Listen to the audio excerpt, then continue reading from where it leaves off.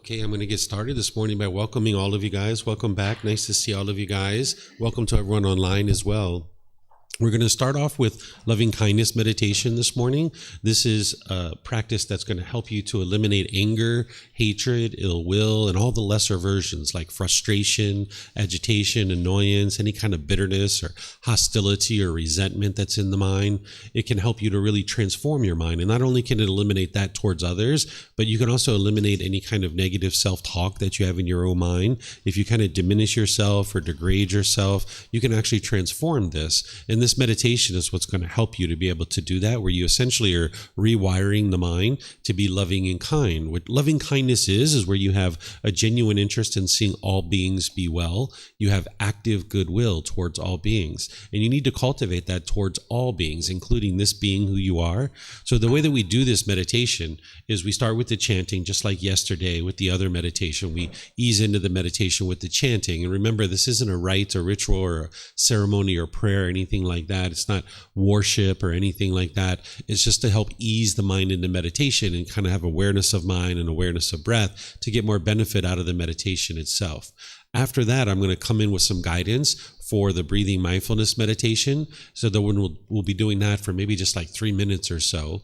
Then we'll move into loving kindness meditation. What you're going to hear me do is I'm going to do these affirmations. It's actually going to be different than this, but this is kind of what I use for a teaching aid, where we're going to make these rings, where you're going to hear me say these affirmations out loud, where I'll say, may I be peaceful. And I'm going to be doing that on the out breath.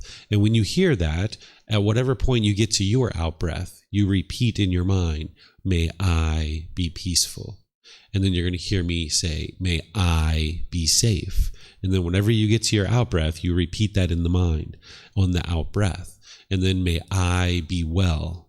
And then may I be free of all discontentedness and the suffering that it causes. So you always start with I, because you can't have love and kindness for others if you don't know how to have love and kindness for yourself too. So you need to start with I and then gradually progress from there forward. And you're going to hear me make these successively wider and wider rings until we get to the point where it's all beings. Then we're going to go back to breathing mindfulness meditation and then back to the chanting.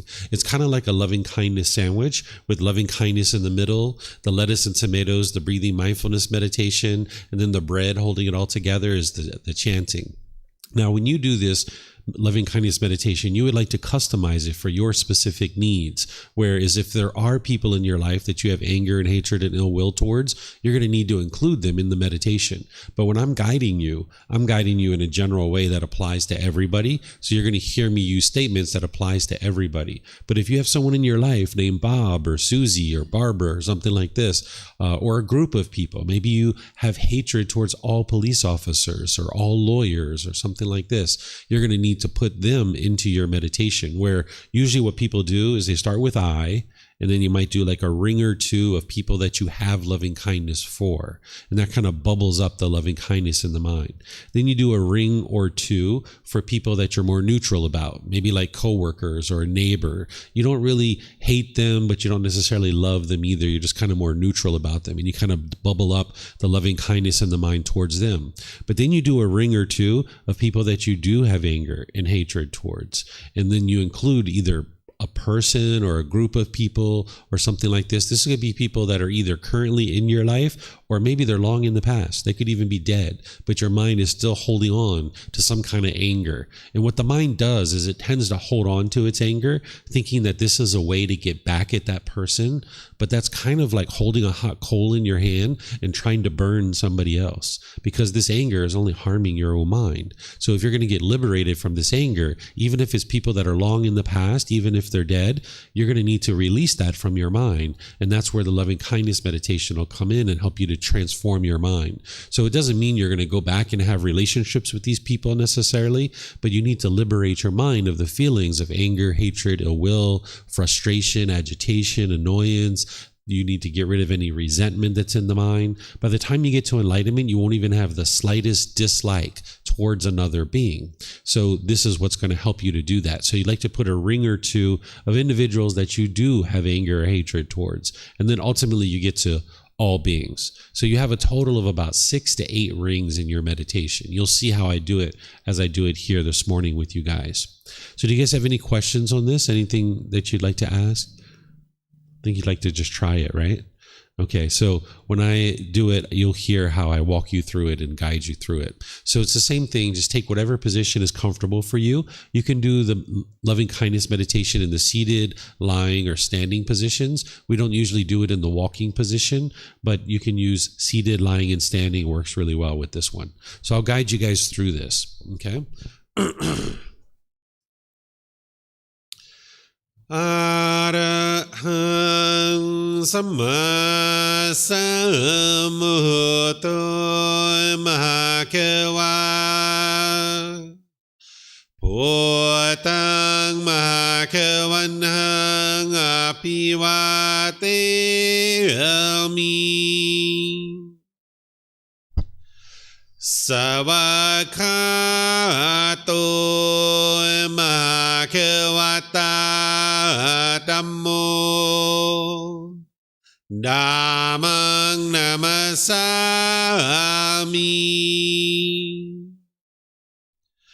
Supatipano Mahakavato Savaka Sangho Sanghang Namami Namo Rasa Bhagavato Arahato Samma Sambuddhassa Namo Rasa Bhagavato Arahato Samma Sambuddhassa Namo Rasa Bhagavato Arahato Samma Sambuddhassa Iti piso Mahakava Arahang Samma Sambuddho Vichacharanang Sammuno Sakato Rokavito Anutero Purisa Dhamma Sati Satatawa Manusarang Bhoto Bhagavati. Okay, with the lower body and hands and arms comfortable, and the upper body erect, just close the eyes and start breathing in through the nose and out through the nose. Here you're just looking to establish the breath. A nice, natural, steady, consistent breath. Not forced or controlled, just a gradual inhale through the nose, experiencing the full breath. And then whenever you're ready, exhale out through the nose. Breathing in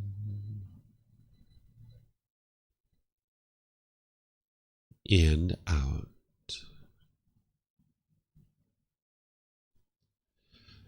Breathing in and out.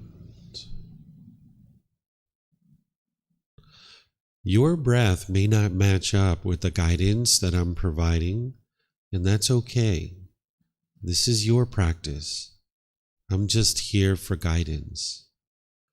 You can use this voice as a reminder that whenever you get to the next inhale, breathe in gradually through the nose, developing a nice, natural, steady, consistent breath.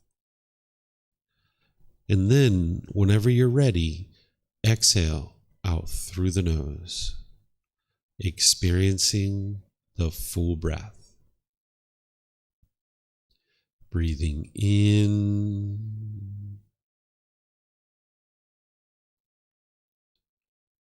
and out.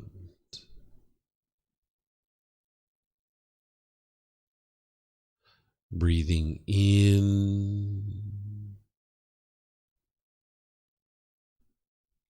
and out.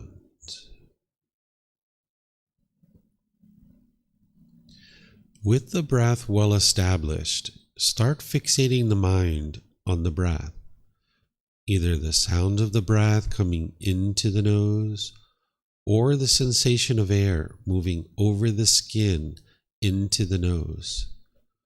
The breath is the present moment. Fixate the mind on the breath, the present moment. Breathing in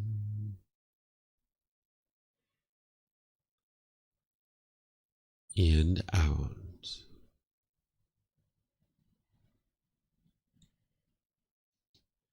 Breathing in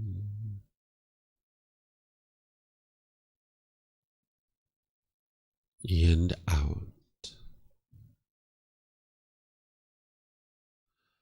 With the mind focused on the breath, whenever you notice that it moves off the breath, cut that off, let it go, and come back to the breath, the present moment. No need to observe the thought, label it, judge it, analyze it, or even try to figure out where it's coming from. Whenever you notice that the mind is moved off the breath, cut that off, let it go, and come back to the breath, the present moment. Breathing in and out. Breathing in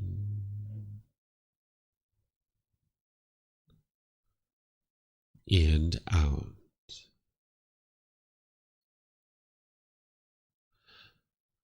I'm going to be quiet now and let you do this work of focusing on the breath, cutting off and letting go anytime the mind moves off the breath. Then I'll be back with more guidance on loving kindness meditation. You have nowhere to go. There's nothing to do. No one needs you right now. This is your time to focus on the breath. Breathing in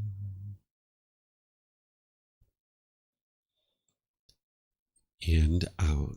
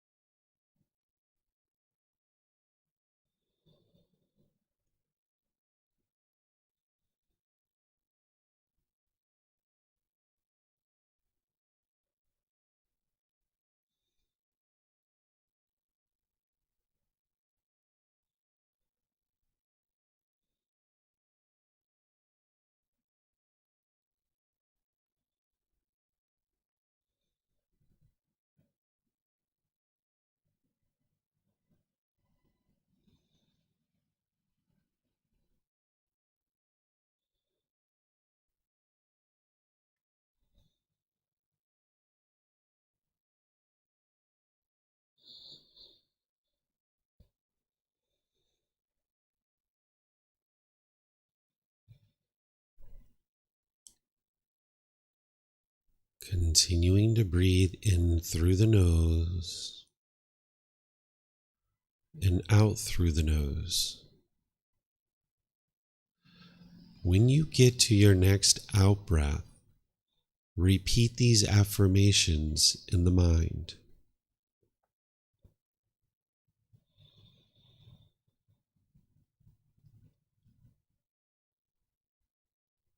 May I be peaceful.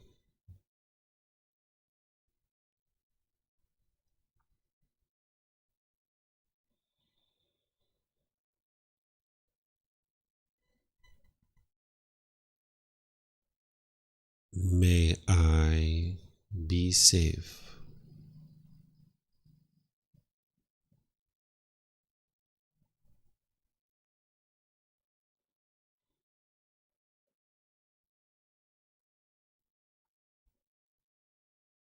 May I be well.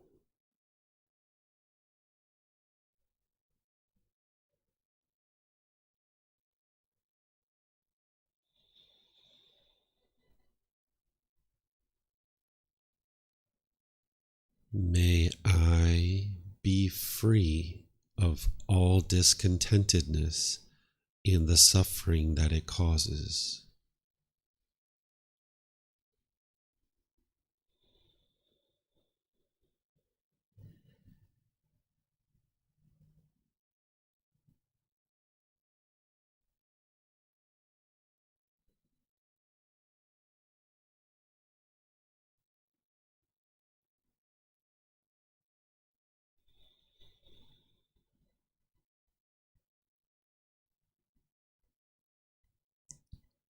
May mom and dad be peaceful.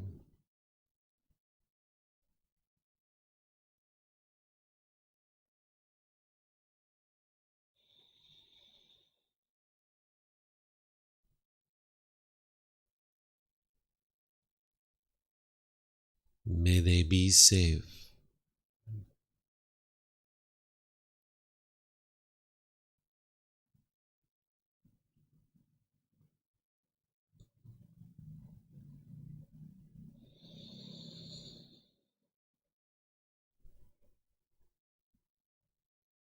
May they be well.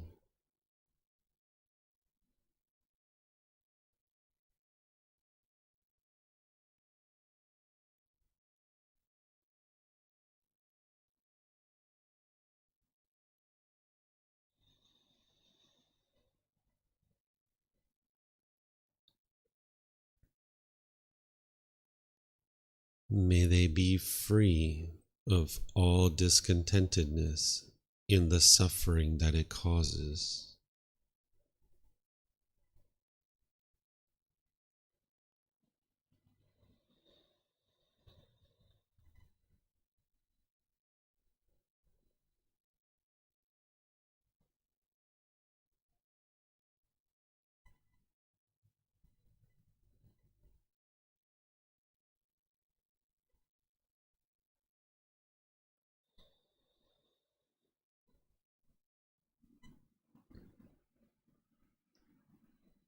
May my friends, family, co-workers, and neighbors all be peaceful.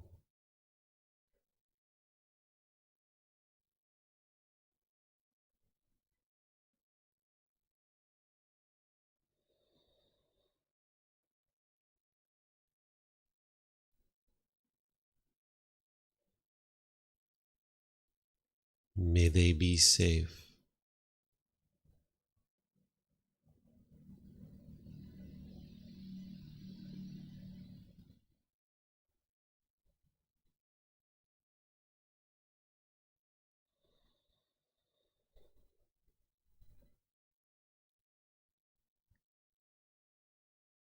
May they be well.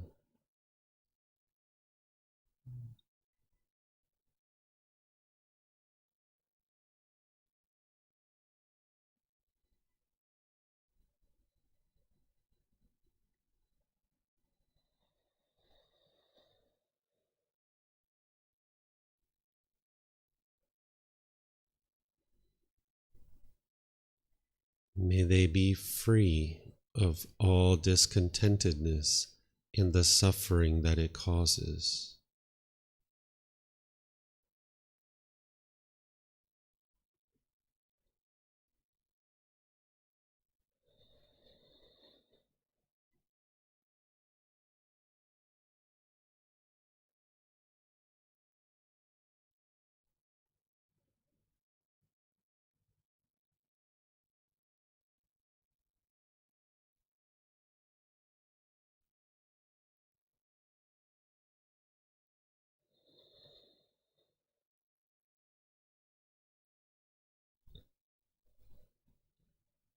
May all those who have caused me harm be peaceful.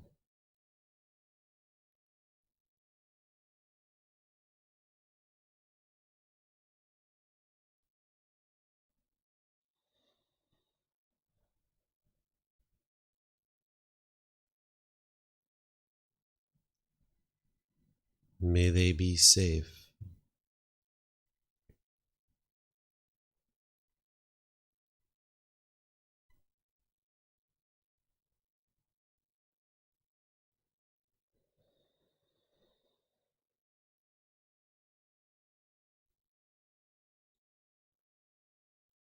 May they be well.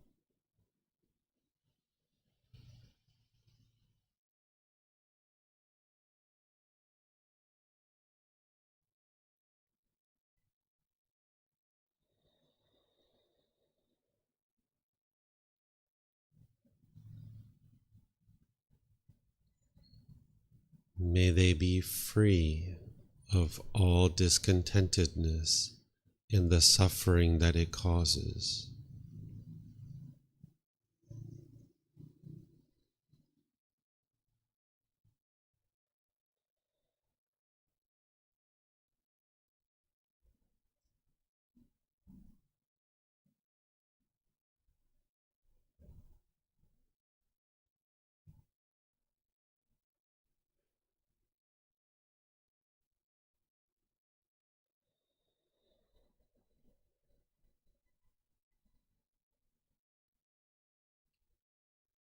May all those who I have harmed be peaceful.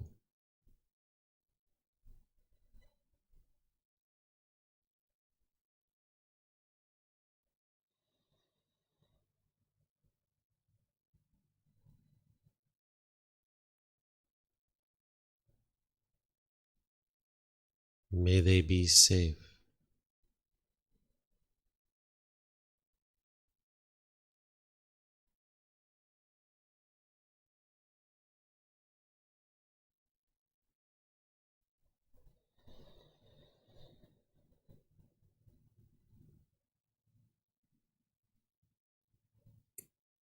May they be well.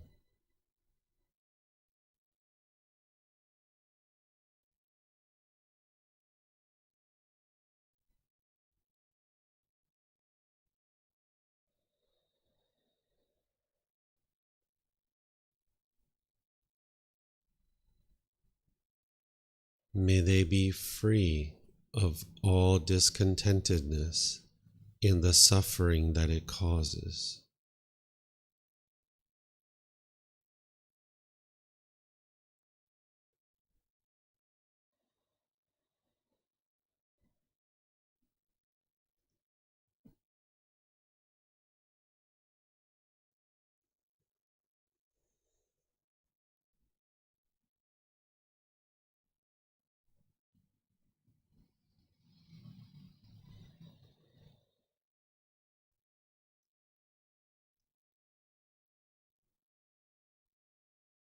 May all beings, wherever they reside, be peaceful.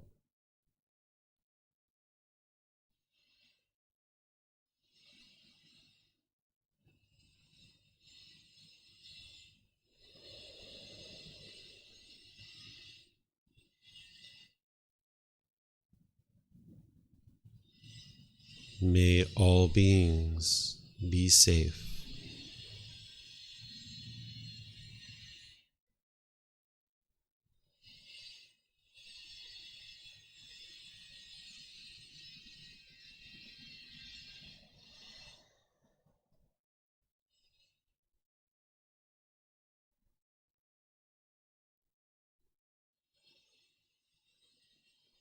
May all beings be well.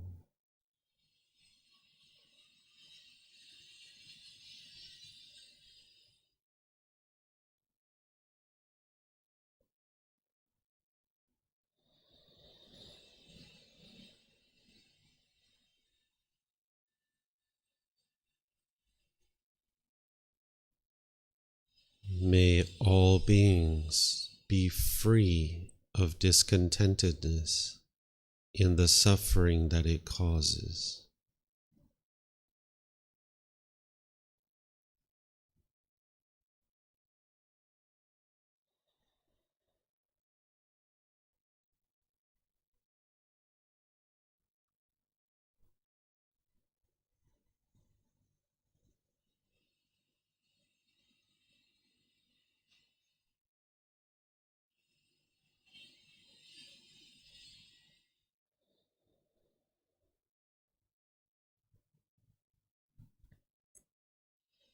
Now return back to breathing mindfulness meditation, focusing on the breath, cutting off and letting go anytime the mind moves off the breath.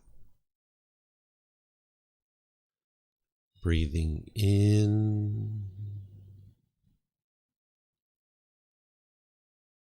and out.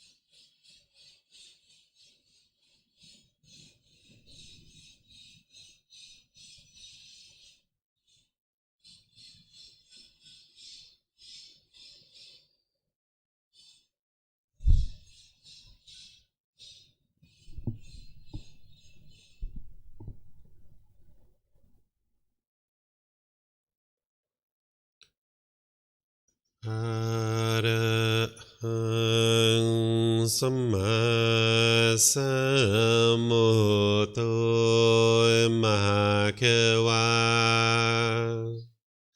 โหตังมหาเขวันหังอภิวาเทมิสวากขาโตมหาเขวตาธัมโมธัมมังนามัสสามิสุปฏิปันโนมหาเขวโตสาวกสังโฆสังฆังนามามินะโมตัสสะภะคะวะโตอะระหะโตสัมมาสัมพุทธัสสะนะโมตัสสะภะคะวะโตอะระหะโตสัมมาสัมพุทธัสสะนะโมตัสสะภะคะวะโตอะระหะโตสัมมาสัมพุทธัสสะอิติปิโสมหาเขวาอะระหังสัมมาสัมพุทโธวิชาจารณังสัมมุโนสกขาโตโรกาวิตุอนุเตโรปุริสาดัมมาสติสัตตาตาวามนุสนังโอโตภะคะวะติ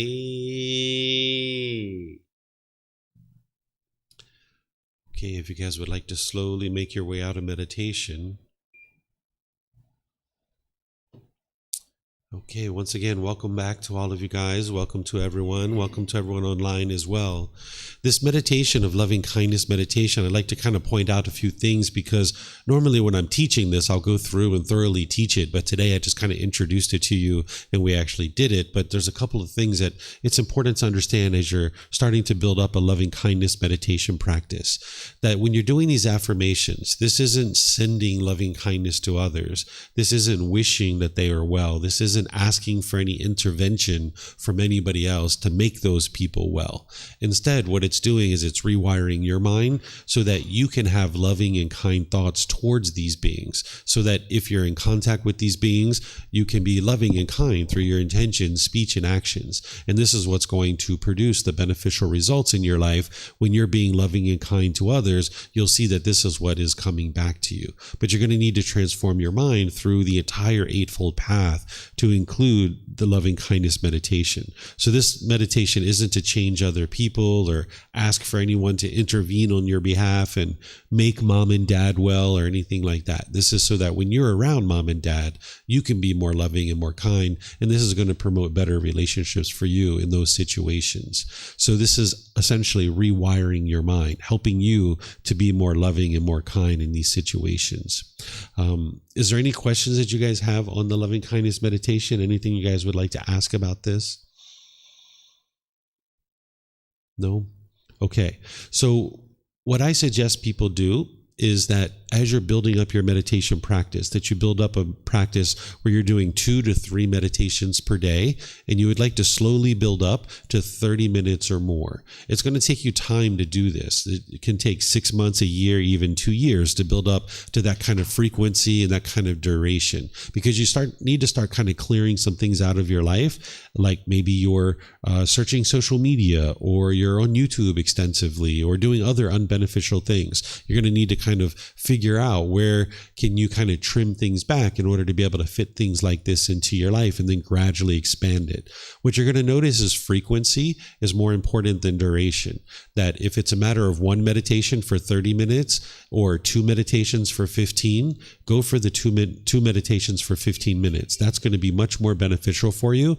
And then gradually expand that to the point where now instead of 15 minutes, it's 18 minutes, and then 20 minutes and 22 minutes, and gradually expand that over time. And this is what's going to really help you to build up your practice. And then in terms of your meditations, the breathing mindfulness meditation and loving kindness meditations are the 2 that you really need to focus on. First, you'd like to build up your breathing mindfulness meditation. Start with that for about 4 to 6 weeks or so. And then once you get really consistent with that and you kind of see that you've got that going, then bring in your loving kindness meditation to start practicing that. Out of your 2 or 3 meditations per day, you would like to have at least one of them be loving kindness meditation.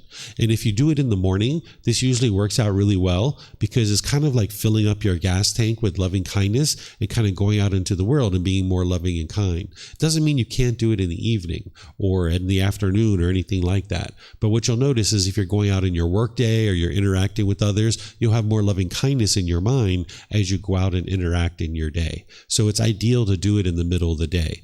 But perhaps at 4 o'clock in the afternoon, you're driving and somebody cuts you off and you get so angry and frustrated, and you need to do some loving kindness meditation to knock that down. So that's what you would like to be able to do, is have a consistent practice, but then understand that it's impermanent and it's going to change based on what's going on in your mind. If you're noticing you're going through a bout of anger and frustration, then you might decide to bring this in, where maybe you're doing 2 or 3 meditations of loving kindness on a day-to-day basis for a few weeks. And that's what you need to do to get rid of whatever anger is sitting in your mind, in order to not allow the mind to dwell in that anger. Because if you allow the mind to stay wired this way with the anger and the frustration and agitation, it's just going to keep doing that. So wherever you see with your mindfulness that the mind is experiencing those discontent feelings, particularly anger, hatred, frustration, agitation, annoyance, bitterness, hostility, that's where you'd like to bring in more and more of this loving kindness meditation. And this is what's going to help you to be able to transform your mind and be more loving and kind in all your relationships. Okay, so this is something that we're going to be doing as part of the class and give you guys a chance to practice this. But for those of you guys that are just getting started, you might decide to just keep with breathing mindfulness meditation for a period of time. But at least you're getting exposed to this, and when you're ready for it, you'll have it right there in your back pocket waiting for you. So today, the topics that I'm going to be discussing is I'm going to help you to understand what are the jhanas and how you experience these. Then we're going to take our mid-morning break. Then I'm going to come back and teach you the 4 stages of enlightenment and what those are and how to experience those. And then this afternoon, I'm going to teach you the 10 fetters, the 10 individual pollutions that are hindering the mind from being able to experience these qualities of the enlightened mind, where the mind's peaceful, calm, serene, and content with joy. It's a permanent mental state where the mind's cheerful and bright and uplifted. You're never even in a bad mood anymore by the time you get to the enlightened mental state.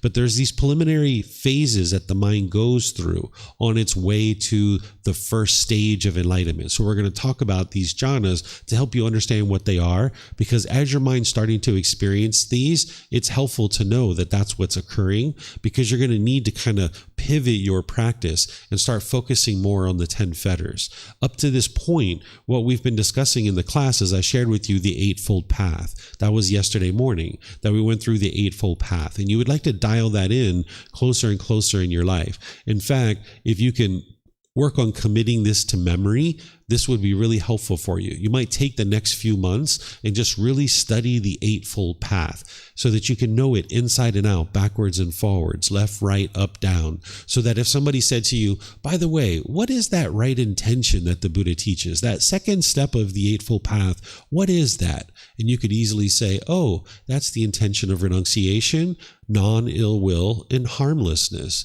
And here's what the intention of renunciation is. And here's what non-ill will is. And here's what harmlessness is. Not because you're trying to teach other people, but I just give you that as a idea that you would like to get to the point where you can easily recall the teachings, because you're going to need to intellectually understand them and commit them to memory. You're going to need to have reflected on them to independently verify them. And you're going to need to have practiced the teachings and integrating them into your life on a day-to-day basis before the mind will actually experience these jhanas that I'm going to talk about. Because it's the Eightfold Path that is guiding you towards improved conditions of mind, and you'll see that it's improving your life as well as you practice the Eightfold Path more and more. So you're going to need to commit it to memory. You're going to need to understand what each individual factor of the Eightfold Path is, and you're going to need to be able to practice it. So there needs to be that intellectual learning and committing it to your memory. There needs to be the reflection to independently verify that it's true, and then you'll need to practice it.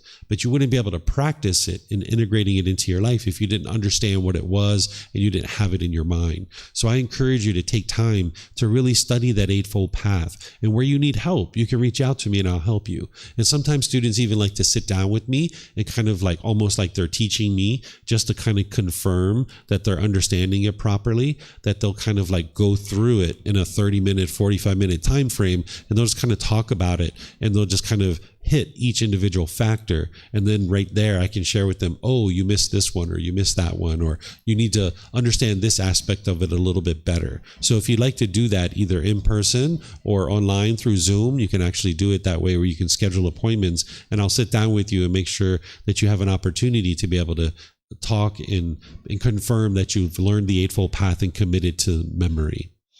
Okay? They're actually installing some new tiles upstairs, so you guys are going to hear a little bit of noise. There's going to be some impermanence. Okay?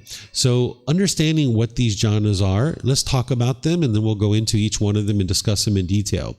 What the jhanas are is this word jhana. It's a Pali word, which means meditative or mental absorption. If this translated to just one English word, I would just use that word. But there's two words that I still need to use in the Pali language that don't translate to just one English word. And jhana is one of those words. What this is where your mind has mentally absorbed a certain amount of the teachings, and you've absorbed a certain amount of meditation as well. And because of this, you're going to experience these deep states of concentration. Your mind will be relaxed and calm, but yet alert and attentive. You're going to notice that there's these enhanced qualities of mind that you're going to start to experience. And it's almost like the light bulb is flickering, and you're starting to get glimpses of what enlightenment is like.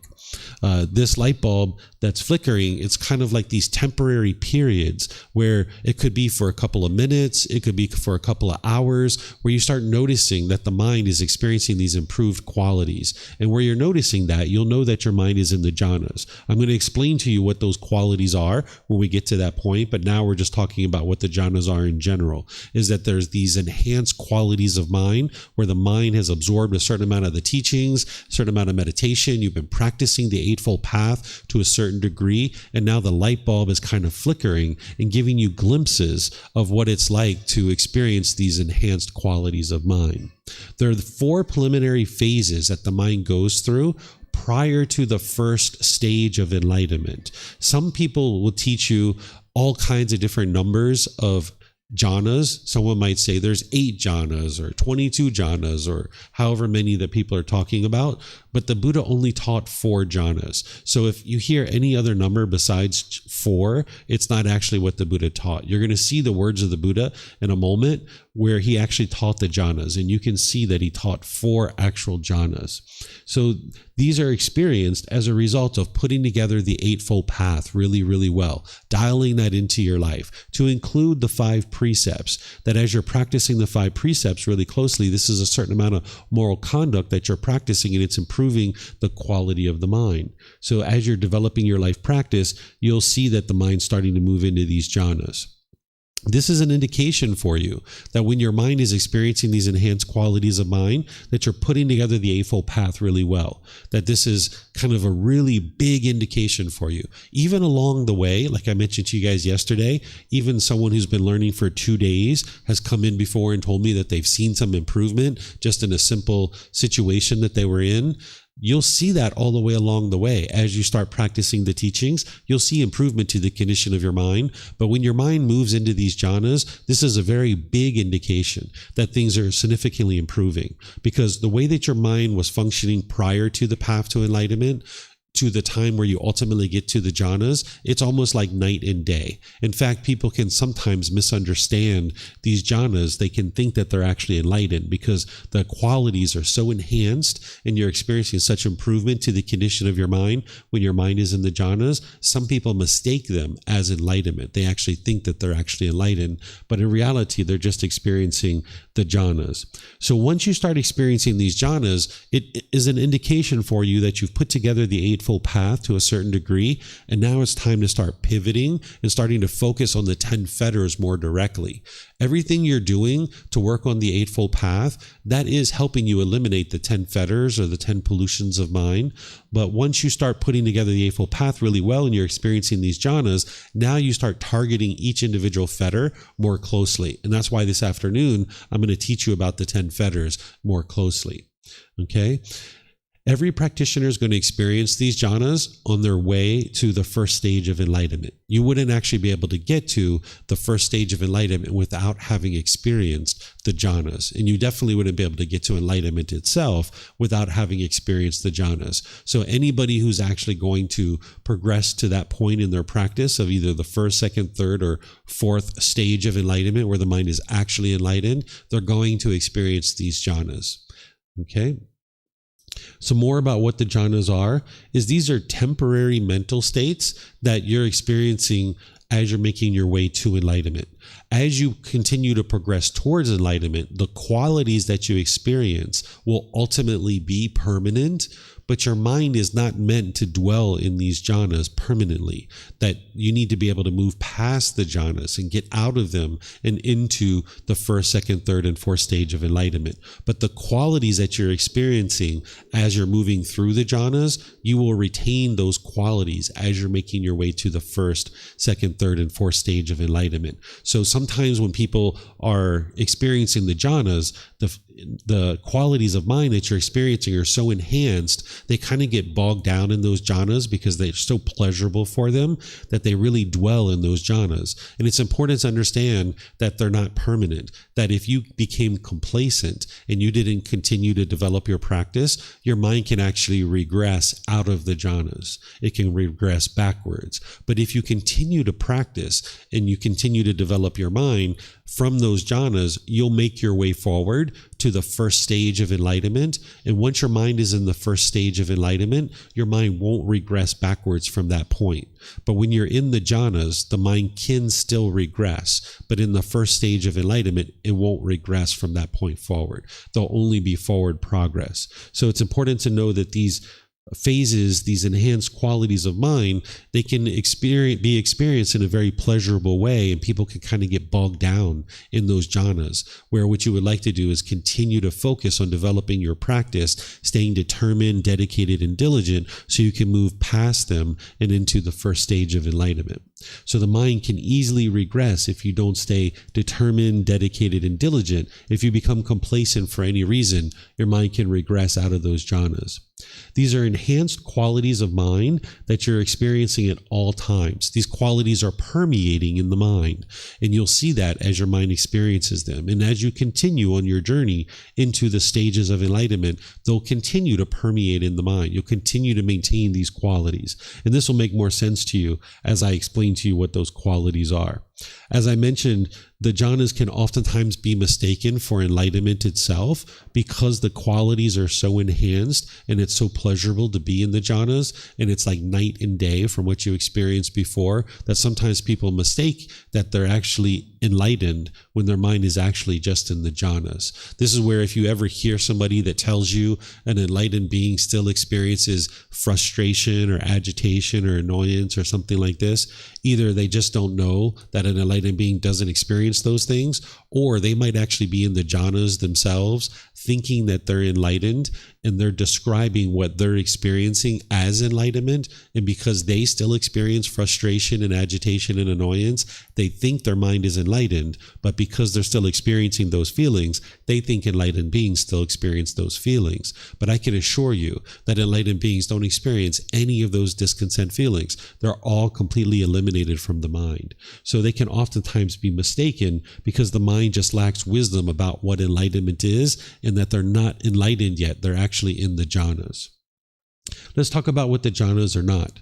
They're not something to boast about, be boastful, or go around and claiming that, I've got in this jhana or that jhana.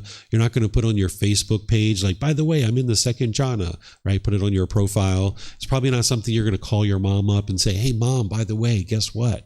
I'm in the jhanas. Aren't you so proud of me? Right? This isn't something to go around and boast. What it is it's an indication for you that your mind is putting together the Eightfold Path. It's kind of confirmation for you that your practice is well developed. And that's the point where now you start pivoting and start focusing on the 10 fetters more closely.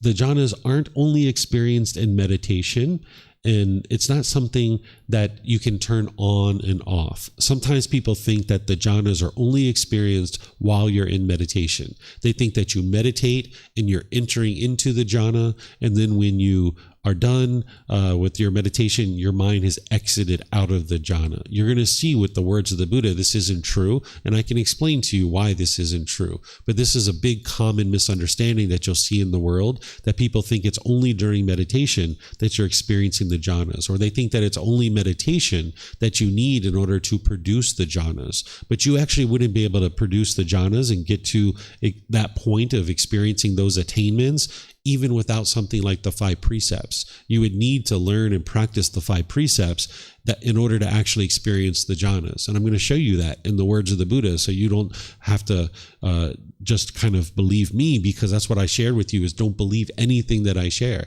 I'm going to show you the words of the Buddha where he actually teaches this as well, that it's not just meditation that you need in order to be able to get to the jhanas. So these jhanas are not something to be obsessed about and try to constantly figure out, what jhana am I in? What jhana am I headed to? And all these kinds of things. Sometimes people can get really obsessed about this. Am I in the second jhana, or am I in the third jhana? They're trying to figure this out, and their mind is obsessively trying to figure this out. So this isn't something that you would like to be able to do, but instead just stay focused on the 10 fetters, because that's what's going to get you through the jhanas. If you become obsessed about what each individual jhana is and where you are at any particular time, then your mind's going to get bogged down there. Instead, focus on the 10 fetters. The jhanas are not enlightenment. As I mentioned, they're enhanced qualities of mind. They're phases that your mind's moving through as you're making your way to the first stage of enlightenment.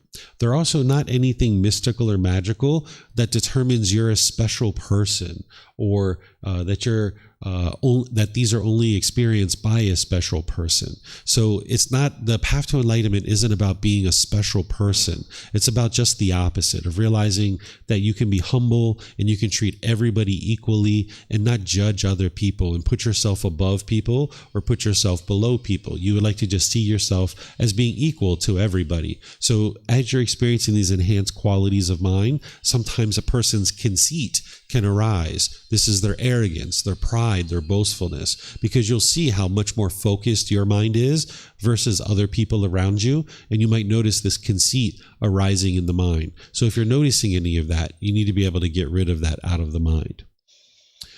Let's talk about the dangers of the jhanas, because there are certain things that you need to be aware of that can be somewhat dangerous, or something to be warned about, or something to be attentive to. And the one that I was just talking about is the first one, is that as you're experiencing these improved qualities of mind, you can notice conceit starting to arise. The mind can become boastful or arrogant or prideful. And if you're noticing that, you need to cut that out and get rid of it, because that's going to hinder you from making further progress on the path. An enlightened being doesn't have ego and arrogance and put yourself above people or below people. So if you're noticing any kind of conceit arising, you need to get rid of that and eliminate that from the mind.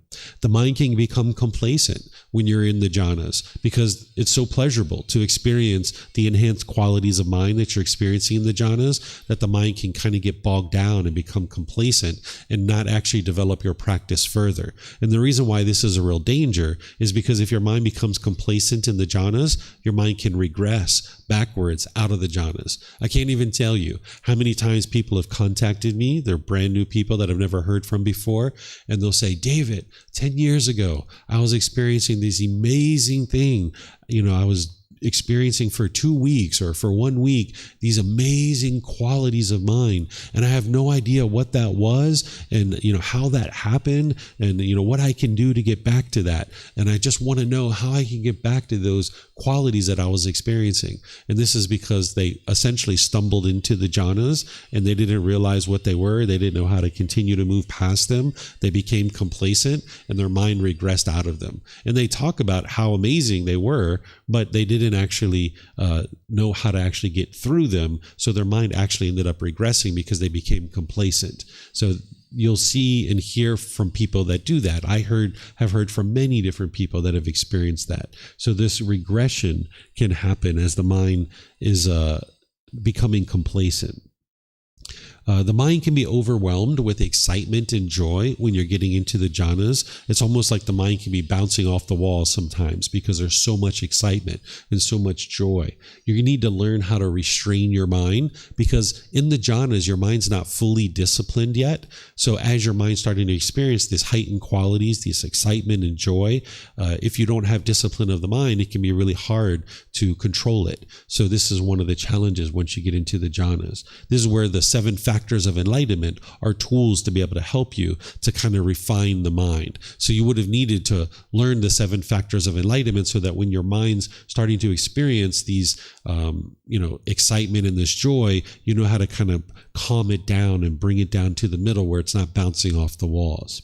You can notice that there can be kind of swings of your mood from sadness to boredom to loneliness. Your mind can be swinging back and forth when your mind's in the jhanas. It's much more sensitive when it's in the jhanas. So if you're noticing this swinging, again, you can use the 7 factors of enlightenment to be able to help you there. You can notice like energy surges. You can just be sitting, minding your own business, and you can feel this enormous amount of energy come kind of surging into the mind. And this is what's happening during the jhanas. And again, you need to know the 7 factors of enlightenment to be able to temper this and bring the mind to the middle with this. So these are just kind of things to look out for. I call them dangers, but there's really no danger in the jhana itself. It's just something to look out for and something to be aware of. Okay, do you guys have any questions on anything I've been sharing so far? You have a question? Yep. For those of you guys here, if you guys could use the microphones, and for anyone online, if you could put your questions into Facebook, YouTube, or Zoom, or you can raise your hand in Zoom and ask any questions that you like. Mm-hmm. So is it correctly understood that being in one of these jhanas is like a very relaxed kind of meditative state you're in, and is it something that you can also reach, let's say, if you do something where you're super focused, if it's like playing an instrument or something where your mind is really also focused on that? Sometimes people say, for me, playing music is meditation because you're so focused on something and your mind kind of relaxes into that. Mm-hmm. Is that kind of like a similar thing, or is it something you can only go into through meditation? It's not just through meditation, and it's not just through one activity like playing music. So meditation is a dedicated, active, purposeful training session where you're eliminating certain unwholesome qualities and you're arising certain wholesome qualities. So playing a musical instrument, while it can be very calming for someone's mind, it's not meditation itself. It's not what we're doing through the teachings of the Buddha to actually train the mind in this dedicated, active, purposeful training session. It's a getting into the jhanas is to put together many different teachings, and then the mind moves into these jhanas. And now you'll experience those enhanced qualities from that point forward, even as your mind continues. So you're not moving in and out of these jhanas, and it's not something just as simple as playing a musical instrument that's going to produce the jhanas. There's many other things that you need. The entire Eightfold Path, that's what's going to produce the jhanas. And how do you know when you are in a jhana? You'll see. I'm going to show you the qualities of each individual jhana, and you're going to know when your mind is moving into those jhanas, because you'll see those qualities in your mind. Okay, let's see if we have any other questions anywhere. Okay, I'm not seeing any other questions anywhere. Okay, so now I'm going to talk about the benefits of the jhanas. The benefits of the jhanas are that this is an indication for you that you're putting together the Eightfold Path really well, and you're headed in the right direction, because that's your real significant indication that you've understood the Eightfold Path well and you're headed in the right direction. Because as you're experiencing these enhanced qualities of mind, you'll know that you're in the jhanas. If you study the jhanas like what I'm going to teach you, you'll know that your mind is actually in the jhanas. They are these improved qualities of mind, or these enhanced qualities of mind, that you're going to need in order to be able to continue to develop the mind. Without these enhanced qualities of mind that are experienced in the jhanas, you wouldn't be able to actually continue to develop the mind on the path to enlightenment. By the time you get to the second jhana, the subconscious mind has been eliminated, that there's a conscious mind and a subconscious mind prior to the second jhana. And the conscious mind is polluted in the unenlightened state, but the subconscious mind is even more heavily polluted. But by the time you get into the second jhana, you've experienced oneness of mind, or unification of the mind, where you have full awareness of the mind. There's no longer a conscious and subconscious mind, that you have full awareness of the mind. So this is going to be very helpful for you in order to purify the mind. Because if you had a conscious mind and a subconscious mind, meaning you're not aware of the subconscious mind, you wouldn't actually be able to purify the mind, because you're not aware of the subconscious mind. So if you've ever been around a group of friends before and you just blurted something out and you were like, why did I say that? I don't think that way. That's not the way that I think. This is your subconscious mind sending things up into your conscious mind, and you just kind of blurted it out, where you don't really think that way. You're not conscious of that particular thought, but in your subconscious mind, which is more heavily polluted than your conscious mind, it has these pollutions and it has this darkness, and it can send these thoughts up into your conscious mind that you just blurt out from time to time. If you've ever experienced that, that's your subconscious mind sending things up into your conscious mind. But by the time you get to the second jhana, you'll have a unification of the mind, where you'll have full awareness of the entire mind. And you need that in order to be able to purify the mind and actually get to enlightenment. You'll notice that there's this cultivation of deep wisdom, and there's going to be continuous growth on the path to enlightenment, that you'll be very introspective, that you'll have this inward looking eye. Some people refer to this as the third eye, or the divine eye, or the spiritual eye, that you become very inward looking, very introspective.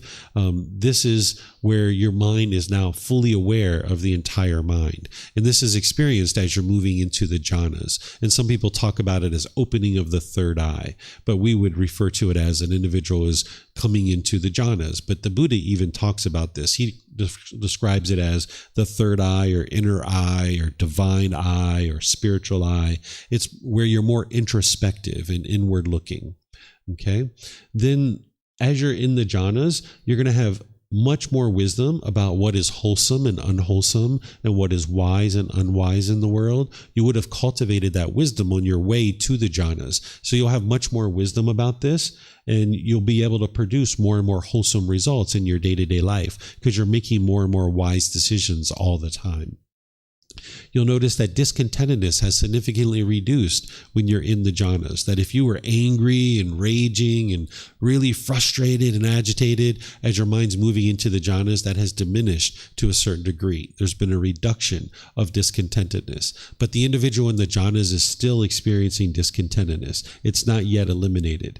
There's going to be more calmness and composure that is readily available. There's more equanimity when your mind is in the jhanas, where even in difficult situations, situations, you can be calm and composed in these situations.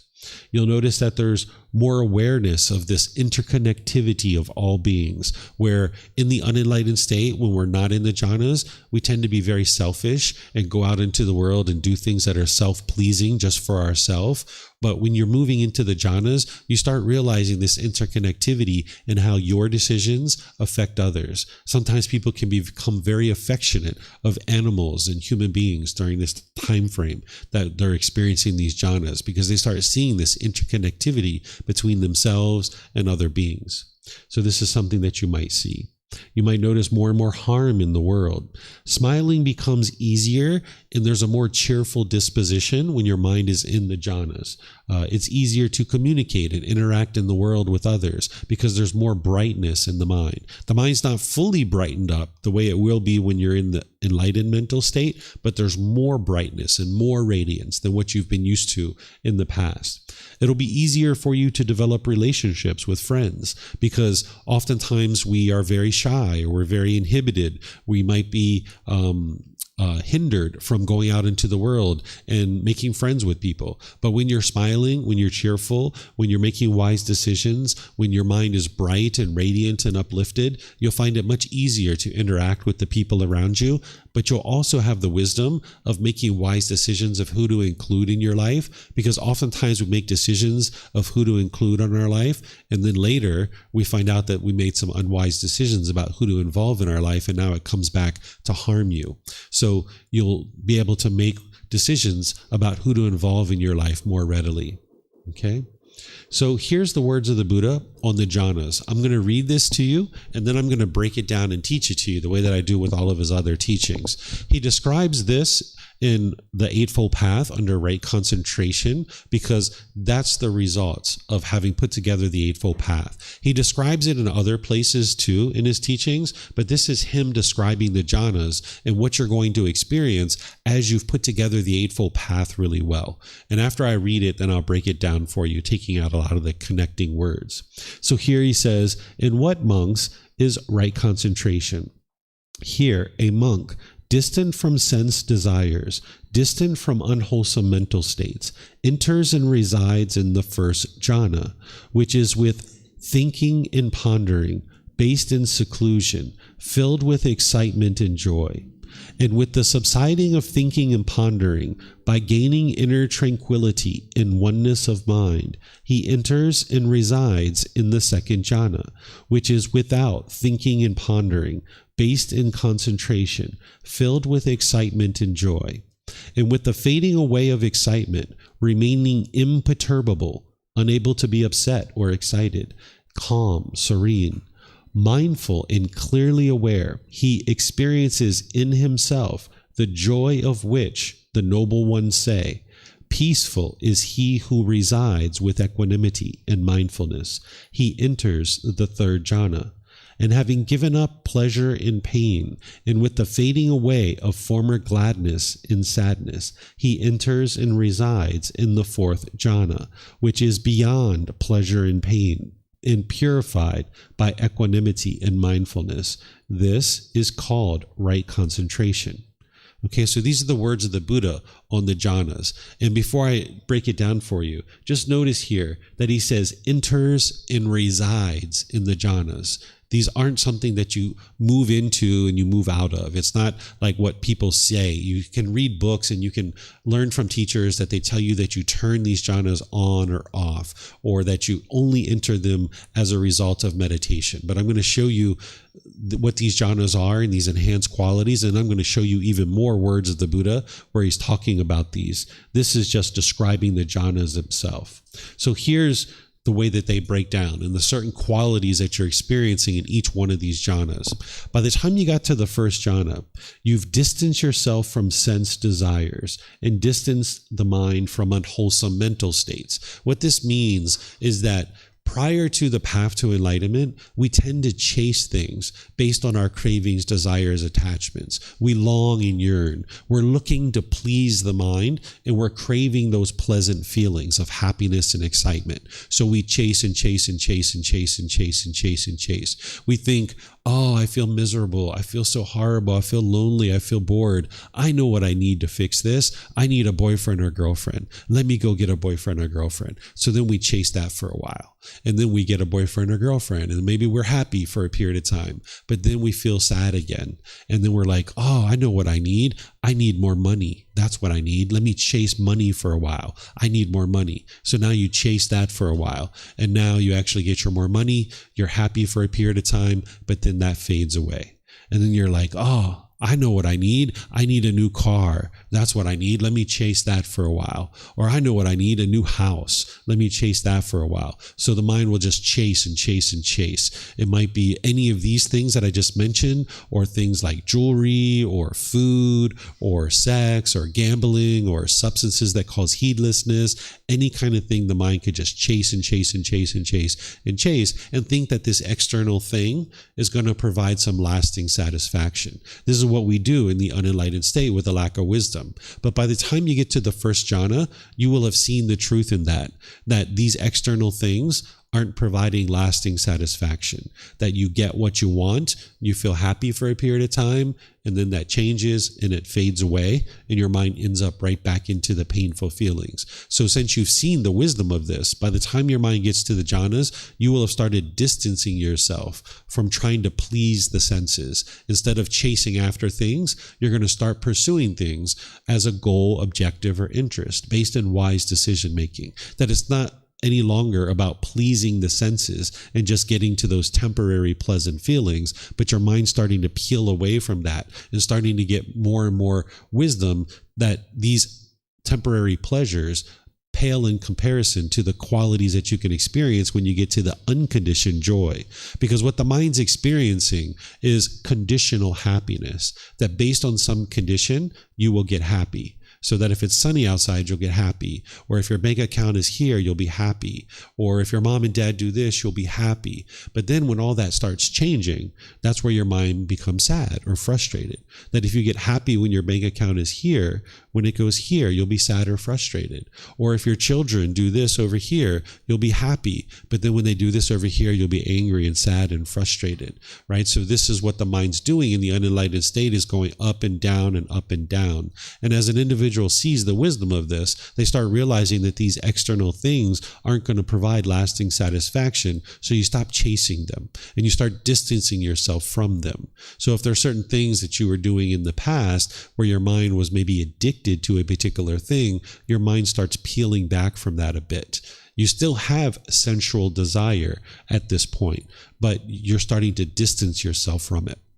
As well as unwholesome mental states, certain things like judging other people, looking down on people, being bitter and harsh and hostile towards people. Your mind's starting to eliminate that. You haven't fully eliminated it. You're starting to distance yourself from those things, realizing how unwise they are. And then it's with thinking and pondering. What this means is that prior to being on the path to enlightenment, it's almost like we're going through the world, knocking down the trees and burning up the forest, and we could care less. It's all about us. It's our own selfish desires that we're looking to fulfill. And we're plowing through the forest, knocking down the trees, burning up the forest, and we're smelling like, who lit the fire? And it's like, we lit the fire, right? But now when you're in this first jhana and you've developed a certain amount of wisdom of the Eightfold Path, you start thinking and pondering. Instead of just having something happen and then you just haphazardly make a decision and react to it, instead, when your mind's in this first jhana, you start thinking and pondering about each one of your decisions. And you start thinking like, how should I handle this through the Eightfold Path? Where before you didn't have any real guidance and any real wisdom to be able to make any particular decision in your life. By the time you get into the first jhana, you now have a certain amount of wisdom of the Eightfold Path and these natural laws that the Buddha taught, and you start thinking and pondering about any particular decision. Where let's just say you get a notice in the mail from the government where the government says, hey, you owe us $3,000. We caught an error on your taxes from 3 years ago and you owe us $3,000. Where in the past, you might have just reacted to that and hurried up and called up the government and yelled and hollered at them or wrote them a nasty letter or something like this. Where now, in the first jhana, you're going to think and ponder, what's the best way for me to handle this situation? I know I need to extinguish this. I need to take care of this. I need to figure this out. Let me do this in a wise way that I can bring this to a nice conclusion. So you're going to start thinking and pondering about all the teachings that you've learned in the Eightfold Path up to this point of the first jhana. And now you'll start making decisions more thoughtfully because you've been thinking and pondering about the teachings and how to practice them in any one particular situation. And when this is going on, you're developing a lot of wisdom about the path, where before you didn't really have any guidance and really any kind of wisdom about how to make decisions in a wise way in day-to-day life. Now you've cultivated that wisdom, but there's more wisdom to cultivate because there's learning the teachings, but then there's applying them in day-to-day life. And this is where you're starting to apply them really, really closely. And now you're starting to think and ponder about any particular decision that you're about to make. And this is what's going to help you to further cultivate wisdom about the teachings. You'll notice that the mind is filled with excitement and joy. Whenever we talk about excitement, this is conditional excitement, that you might be excited because of this thing. Mom is coming to visit me, so I am so excited.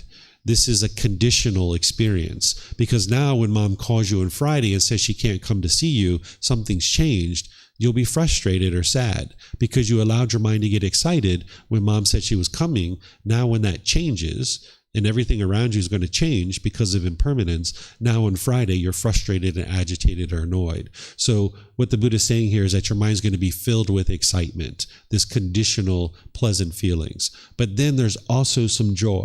Whenever we talk about joy, this is the unconditioned quality of happiness or joy, where the mind isn't experiencing it based on any particular condition. This is what you're ultimately going to be able to get to, where your mind's always joyful, not based on any particular condition. This is unconditioned joy. And you may or may not have experienced this before. If you've ever been somewhere and you've ever just been joyful just because the mind's joyful, not because of anything specific, that is the unconditioned joy. And that can last sometimes for a minute or two or a second or two to give you a little glimpse that your mind has the potential to do this. But by the time you get to enlightenment, your mind is going to always be experiencing happiness and joy. It's going to be unconditioned. But in this jhana, you're starting to kind of see some glimpses of this unconditioned joy starting to come through. But you still have this conditional excitement. So the joy that is unconditioned isn't fully developed and permeating in the mind yet. You're just starting to kind of get glimpses of the joy, where the excitement is there as well, kind of hindering you from being able to experience fully unconditioned joy. Then you've got the second jhana, which is where the subsiding of thinking and pondering starts, because you've cultivated so much wisdom in that first jhana that now when you move into the second jhana, you start noticing less and less thinking and pondering. In the first jhana, your mind can almost become obsessive, thinking about the teachings day in and day out, every little tiny aspect of your life, thinking about the teachings and how to apply them in any given situation. But by the time you get to the second jhana, that starts to subside. There's not as much obsessiveness in the mind any longer because you've cultivated a certain amount of wisdom. There's going to be this inner tranquility, this calmness and peacefulness that comes into the mind that is happening in the second jhana. And then you're experiencing oneness of mind or unification of the mind. This is where you no longer have a conscious mind and a subconscious mind. It's just one mind. You have full awareness of the entire mind. And you're going to notice concentration has been developed at this point, that you've been developing your concentration through meditation, but also in your day-to-day life. we talked yesterday about practicing singleness of mind, that when you're washing the dishes, that you cut that off and let that go if your thought wanders, right? Or if you're in a business meeting and your mind is daydreaming, you cut that off and bring your mind back. You practice singleness of mind more and more and more, right? So your mind at this point has developed a certain amount of concentration, and you're going to start noticing that more and more. And then by the time you're moving out of the second jhana, there's going to be no thinking and pondering, that you will know the teachings really well, and you're still going to need to think about them occasionally here and there, but it's not this deep inner thought the way it was in the first and the second jhana. That starts to completely subside at the beginning of the second jhana, but then by the time you're moving out of the second jhana, all the thinking and pondering, that deep inner reflection has subsided and has been eliminated, because you've cultivated a certain amount of wisdom at this point. And now you're just able to execute and make decisions based on this wisdom that you've cultivated. Then the mind is still filled with this excitement and joy. That's still there. Then your mind moving into the third jhana, you'll notice the fading away of excitement. And when we talk about the fading away of excitement, it's the conditional excitement. It's that I can only be excited if this thing occurs. That's what you're working to eliminate, because that's temporary. It's unsatisfying. If you can only be excited when you're going on vacation, then that means when you go home back to your regular life, you feel bored and mundane, right? So you're not interested in being excited because of this thing, because if you do that, when that thing changes, then you're not going to be excited anymore. You're going to feel lonely and bored and lethargic and mundane. So this fading away of these conditional pleasant feelings is starting to occur in this third jhana. Then you'll notice that there's going to be this calmness and composure, this imperturbable, that by the time you get to the third jhana, that you can't be upset and you can't be excited. These are like the extremes, right? That you can't be in this really high emotional state of excitement, but you can't be in this upset state either, that your feelings have come more towards the middle. You're not fully in the middle yet, but your mind has kind of moved closer to the middle, where you're not experiencing these extremes in the third jhana. You'll notice that there's calm and serene in the mind, that the mind has developed this mindfulness, and you have more clear awareness. Clarity in your mind is starting to come through, where prior to the jhanas, you can sometimes feel very cloudy when you're trying to make decisions and stuff like this. Your mind can be very cloudy, but by the time you get into the third jhana, you're starting to notice some more clarity in your mind, more clear awareness, and more awareness of the mind itself. You'll start experiencing more and more unconditioned joy. It's not fully developed yet. It's not permanently in the mind the way it will be when you get to enlightenment, but you're starting to get longer and longer glimpses of this unconditioned joy, where you can go an hour or two, or even a day or two, where you're noticing this unconditioned joy, where the mind is just joyful. But because the mind is not yet enlightened, you're going to notice some frustration or agitation or annoyance starting to come into the mind, because in the third jhana you're not enlightened yet, but you'll still notice more and more unconditioned joy coming into the mind. You'll notice that there's this peaceful residing, where equanimity and mindfulness is really starting to permeate in the mind. Equanimity is calmness and composure, especially in difficult situations where your mind can't be shaken up, where it's steady and stable. You're going to notice more and more equanimity in the mind, and you're going to notice more mindfulness or awareness of mind by the time you get into the third jhana. Then the fourth jhana, the mind will have given up pleasure and pain. What this means is that the mind would have fully cultivated the wisdom to realize these temporary pleasant feelings are unsatisfactory, and it leads to these painful feelings. That if you allow the mind to get all these conditioned pleasant feelings, that it's only a matter of time before the painful ones come in. So for example, if you get so excited about that brand new job that you just got, and you're just so enthused with it, it's like, oh my goodness, it's a great salary, it's a great location, it's a great company, the employees are wonderful, my coworkers, my boss, oh, this is the best job ever. And you get so excited about it. Well, now 3 to 5 years later, when the company goes out of business, or you get laid off or something like this, you're going to be angry. You're going to be frustrated. You're going to be sad. You're going to feel painful feelings as a result, because your mind got so excited based on the condition that you've got this thing when that thing changes, and it will change because of impermanence, the universal truth of impermanence, when that changes, however many months or years later, you're going to end up in the painful feelings. And sometimes these are spread apart really far away. Sometimes they're more close.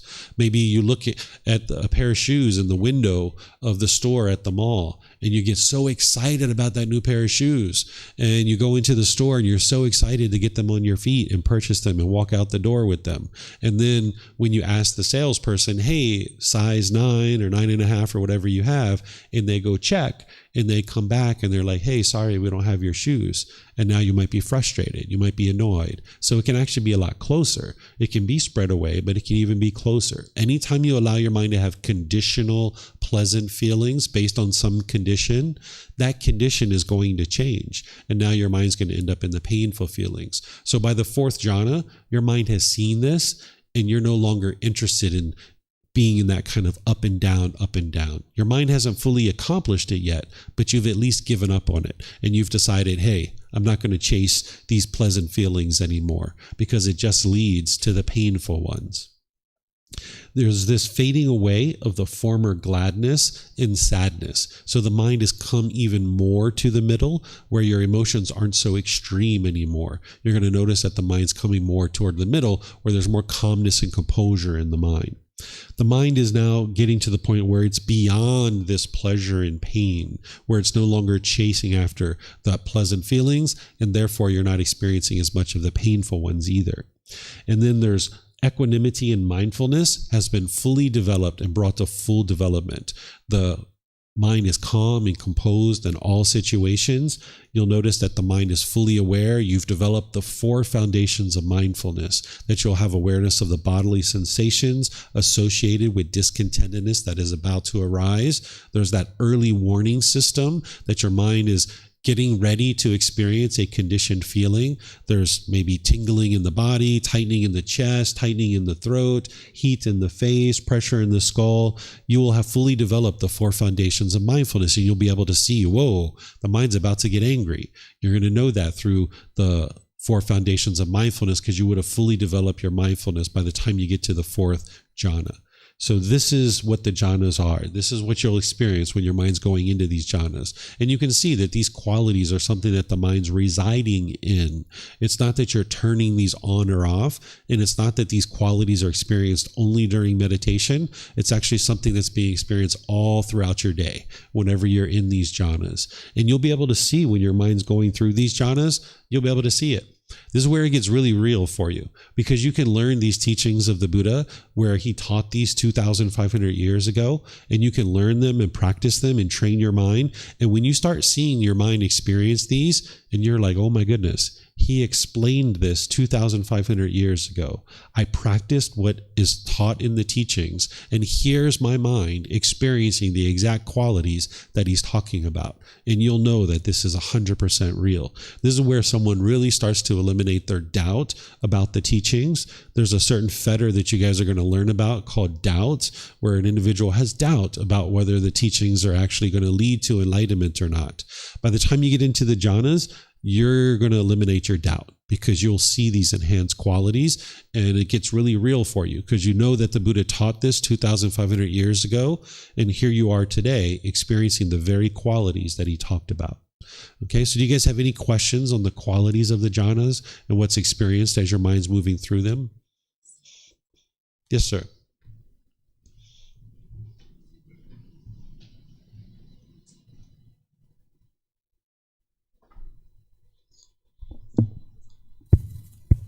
So you mentioned a lot about the excitement and joy is, for example, is the conditioned feeling, conditioned pleasant feeling, and it's poisonous and it's impermanent, and joy is the permanent, unconditioned, pleasant feeling. So do you think before we even get to the first jhana, for normal people who doesn't get enlightened, do we also feel the unconditioned, permanent, pleasant feeling? Okay, so when we talk about joy, as an unconditioned quality. We don't talk about it as a pleasant feeling. Whenever we use the word feeling, right away, that is a temporary thing, because a feeling is based on a condition. So all feelings are conditional, that they arise, they change, and they fade away. There's pleasant feelings, painful feelings, and then feelings that are neither painful nor pleasant. The qualities that you experience as your mind's getting closer and closer to enlightenment and even going through the jhanas, these are unconditioned mental qualities rather than feelings. And these unconditioned mental qualities, by the time you get to enlightenment, they are permanent mental qualities that you're experiencing at all times. But as you're starting to get closer and closer, and you're in these jhanas and in the first, second, and third stage of enlightenment, these unconditioned mental qualities, they're either on or they're off. And they're still temporary at that point. They're on and they're off. So instead of arising, changing, and then fading away, you'll see that the joy will just be on. It's like that somebody flicked on the light, and now something will happen, and then the light's gone. So they're not permanent yet, but they're still unconditioned. They're not based on any condition. It's kind of like if you have the sun and you have the clouds in front of the sun.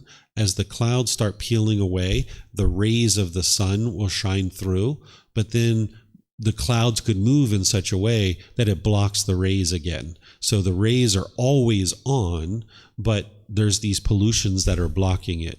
So that as you're experiencing these glimpses of these unconditioned mental qualities, you can have periods where you experience them and it's like, wow, there's that unconditioned joy.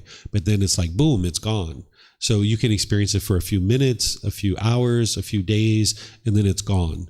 But it doesn't arise, it doesn't change, and it doesn't fade away. And these are unconditioned mental qualities versus conditional feelings. Conditional feelings, they will arise, they will change, and then they will fade away over time. And that's very different than what you're experiencing with the unconditioned mental qualities. Okay, so the joy flickers during the jhana stages. Mm-hmm. So before we even get to the first jhana, you are saying none of us has experienced the unconditioned mental qualities, like just the joy. No, what I said is even with someone off the path to enlightenment, you can potentially experience some of these unconditional qualities. Like that's why I mentioned if you've ever been somewhere and you just were like, wow, the mind's just so joyful. And you might have experienced it for a few seconds or a few moments, and the mind was just joyful just to be joyful. Some people can experience that even without having been on the path to enlightenment before, because the mind's capable of doing this. But those unconditioned mental qualities, they're gone, that you're not able to retain them because there's still pollution in the mind. So these qualities here of the unconditioned joy, they start shining through and the light bulb's flickering. But sometimes people can experience a little bit of this even without having been on the path to enlightenment. Their mind's not in the jhanas yet, but they're still experiencing a little bit of unconditioned joy here and there. Thank you. Mm-hmm. You're welcome. Okay, let me see if we have any questions anywhere else. Okay, I don't see any questions anywhere else. So I have some more here for you. These are the words of the Buddha on the jhanas.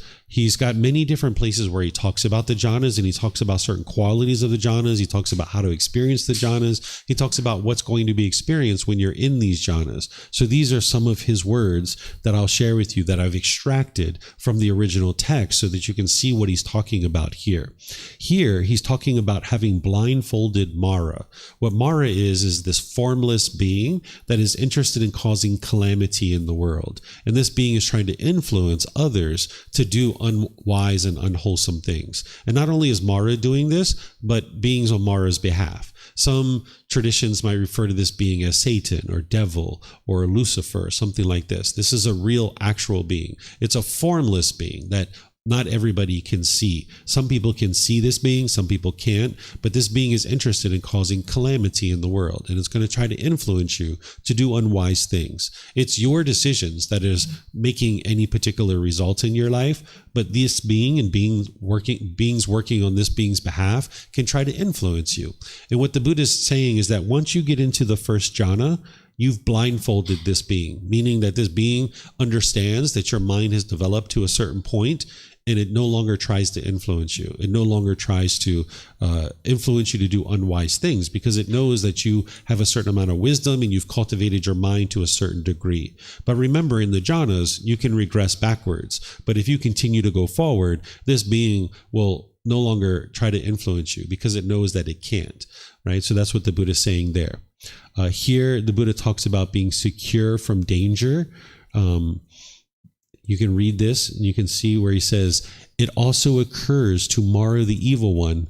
Now the monk is secure against danger, and I cannot do anything to him. Right? So this being can't do anything that's going to cause calamity in your life. Here, the Buddha talks about this higher mind.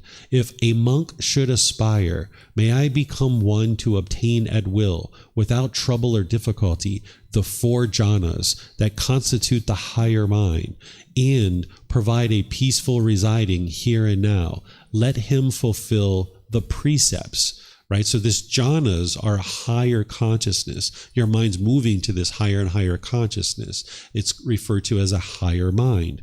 And here you can see the Buddha's talking about the precepts, that sometimes people say that in order to get to the jhanas, all you have to do is meditate. But it's not true. You have to practice a certain amount of moral conduct. If you're just meditating, not that you could, but let's just say you were meditating 23 hours a day, but you went outside and you were bitter and harsh and hostile with people for an hour, your mind's not in the jhanas because you're not understanding the wisdom of something like right speech. So you need to be able to practice the precepts and the moral conduct to be able to help you to get into these jhanas. And you can see that right here with the Buddha. Here he talks about, I'm sorry, my eyes are a little bit blurry. Leads towards enlightenment. What he's talking about here is how the jhanas slant, slope, and incline towards enlightenment itself, because those are those enhanced qualities in the jhanas that you need in order to lead to enlightenment. So if you're going to get to enlightenment, you need to be able to cultivate these enhanced qualities of the jhanas, and having those enhanced qualities of the jhanas is what's going to help lean towards the actual enlightened mental state itself. You wouldn't be able to get to enlightenment without these improved conditions of mind. So he's saying that the jhanas are leading towards enlightenment. He also talks about this improved rebirth. There are beings different in body and alike in perception, such as heavenly beings of the Brahma's company. And this is like beings in the heavenly world, born there on account of having attained the first jhana. That is the second station of consciousness. So the goal in the teachings of the Buddha isn't to be reborn in a heavenly world. It's to be able to train your mind now in this life and get to enlightenment now in this life. But if you fall short of enlightenment for any reason, your rebirth will be an improved rebirth. And that's what the Buddha's alluding to here, is that if you're in the first jhana, there's the potential to be reborn into the heavenly world. But even from there, you're still in the cycle of rebirth, and you still need to train your mind to continue to develop to escape the cycle of rebirth. But I'm just showing you that so you understand fully what the Buddha is talking about with the jhanas. Here is something the Buddha is talking about with inconceivable matter. So even though we sit here and we talk about the jhanas, and I'm helping you guys to understand them so that when your mind moves into the jhanas, you'll know that your mind is in the jhanas, the Buddha describes the jhanas as being inconceivable for someone who's not experiencing them. So I can sit here and explain to you what chocolate ice cream tastes like all day long, but you're not going to know what chocolate ice cream tastes like until you actually taste it yourself, right? So it doesn't matter how much I explain it. You can't conceive what the flavor of chocolate ice cream is until you actually taste it yourself. So it's the same thing with the jhanas, that now that I'm describing them to you, this is helpful so that you'll know that your mind is in the jhanas. But the Buddha describes the jhanas as being inconceivable, that you can't actually fully understand what they are until you're actually experiencing them. So that's what he describes it as. Okay, so here's some more words of the Buddha about the jhanas. He talks about needing to eliminate the 5 hindrances. The 5 hindrances are something I'm going to teach you in this course. These are the 5 obstructions that are going to obstruct you from this mental state of enlightenment. I'm going to describe what they are, and I'm going to then teach you how to actually eliminate them. So he's talking about abandoning the 5 hindrances. These are the 5: sensual desire, ill will, complacency, restlessness and worry and doubt. And I'm going to teach you how to eliminate these from the mind.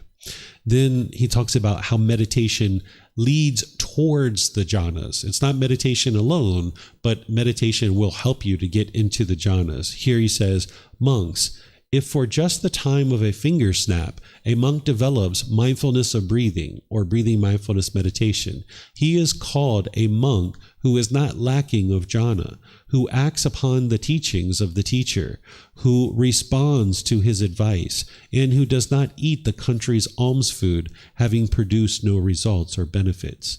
How much more than those who cultivate it? So he's saying if you cultivate breathing mindfulness meditation, this is what leads to the jhanas. But you need other things besides that. It's not just the meditation itself. It's important that whenever you're learning the teachings of the Buddha, that you don't look at one discourse and think that and kind of hone in on that. You have to look at the teachings in totality. So in one situation, he might be talking about meditation and how that leads to the jhanas, but over here, he might be talking about how the Eightfold Path leads to the jhanas. And over here, he might be talking about the 5 precepts, how that leads to the jhanas, and something else over here. So you need to look at the teachings of the Buddha in totality. So this is just one aspect of getting to the jhanas, is the actual meditation itself. Here he talks about eliminating selfishness, and this is what's going to help you to get to these enhanced qualities of mind, that by the time you get to the jhanas, you won't be selfish. You'll be able to willingly share with others. So selfishness with regard to dwellings, selfishness with regard to families, selfishness with regards to material possessions, selfishness with regard to praise, and selfishness with regards to the teachings. What these are is selfishness regard to your dwellings. This is you be willing to share your home with other people, that when guests come over or something like that, or you would invite guests over and you'd be willing to share your home with other people. Selfishness in regard to families, that you'll be willing to share with your family and the members of your family. Selfishness in regards to your material possessions, that you'd be willing to share things. So if you have some equipment that you would like to loan to your neighbor, maybe you'd be willing to share that, or there's maybe certain clothing or jewelry or things like this that you'd be willing to share, that you're not holding on to your material possessions and being selfish. Selfishness in regard to praise, that you're willing to tell people when they've done something wise, right? But you need to be careful with this. If you overly praise somebody, their conceit can arise. So you'd like to kind of temper this, but you'd be willing to praise somebody when you see them doing something wise or wholesome, that you're not going to be selfish in regards to your praise. Selfishness in regard to the teachings. What that means is that if somebody asks you questions about the teachings, that you would be willing to help them and answer the questions. Because by the time you've gotten into the jhanas, you will have seen the improved and enhanced qualities of mind that you're experiencing, and you'd be interested in seeing other people experience those too. So if somebody asks you about the teachings, and you share with them, but you never just kind of butt your way into someone's life and kind of share in an unsolicited way. The teachings of the Buddha are all about you practicing the teachings and training your mind. It's not about going out into the world and convincing other people to do anything specific. But if somebody were to ask you, then you'd be willing to share with them. That's what the Buddha is teaching you here. And then here's a lot of those discourses kind of all put together. So I'm showing you up here at the top how basically those things that I just mentioned to you, he's talking here at the top of how one would be able to get into the jhanas and the 4 stages of enlightenment through practicing these things that I just mentioned to you about selfishness regarding these kinds of things. So he talks about that you would, without having eliminated this selfishness, you wouldn't be able to get into the actual jhanas themselves. So I didn't have space on the previous slide to put all of this, so I just put it right here. So you guys can build that confidence that you can see what the Buddha is talking about. And whenever you see me showing the words of the Buddha, I will typically put a reference like this. This is going to take you back to the original Pali Canon, so you know that I didn't just grab this out of thin air, that you can have confidence that this is coming from the original Pali Canon. You can use these references to go back to the original source teachings to see where this actually comes from. Okay, so just to kind of recap this and kind of like bring a conclusion to the end of our talk about the jhanas, is that when your mind is starting to experience these jhanas, this is the light bulb flickering. This is an indication to you that your mind is starting to experience these enhanced qualities. Having put together the Eightfold Path to include meditation very well, you're going to start experiencing these enhanced qualities. And at that time, it's time to start pivoting and moving towards focusing on the 10 fetters. That's what's going to take you through the jhanas and get you into the first stage of enlightenment. So you can progress further by continuing to develop your life practice. You don't just stop when you're experiencing the jhanas. You keep practicing, you keep learning, you keep growing, you keep developing your life practice. Don't get bogged down in those jhanas. So you need to ensure that if there's any complacency or conceit that arises, that you eliminate this, because these are two things that can happen when you're in the jhanas. You can notice the mind can become complacent or it can become conceited, and you would like to get rid of both of those, because that's going to hinder you from being able to get into the first stage of enlightenment. So you aren't done yet. Sometimes when you get into the jhanas, it's so pleasurable. People think, wow, this is great. I'm just going to hang out here. Well, you're not done yet. This is where the real work really needs to begin, because it's an indication to you that, hey, you're putting together the Eightfold Path really well. Now really focus on the 10 fetters. Okay? So the light bulb's flickering. Don't let it go out. Whatever it is that got you into the jhanas, keep doing that, right? Stay focused, stay determined, stay dedicated, and stay diligent, because what got you to the jhanas is the Eightfold Path. And now experiencing those enhanced qualities of mind, what's going to keep that going and give you further development is continuing to practice the Eightfold Path. So continue to practice that Eightfold Path and stay focused on that development.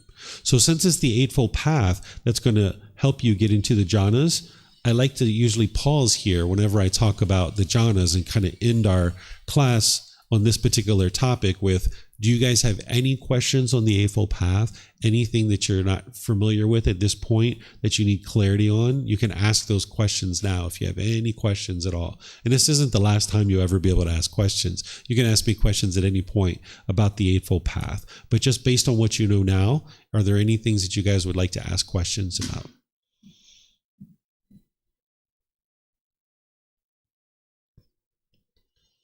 Okay, so I'm not seeing questions anywhere.